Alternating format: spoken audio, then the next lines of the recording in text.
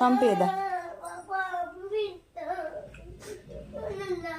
A few moments later. అయితే రేపు స్కూల్కి పోతావా? ఏడవకుండా. పొద్దున ఎందుకు ఏడ్చినావు మరి? అట్టిగా లేడా? రేపు స్కూల్కి పోతావు కదా, ఏడవద్దు సరే? తొందర వస్తా బిడ్డ నీకోసం. ఒక్కతే ఉన్నది.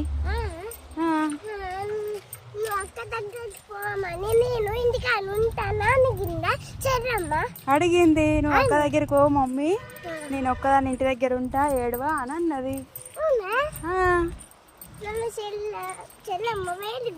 Very good. నువ్వు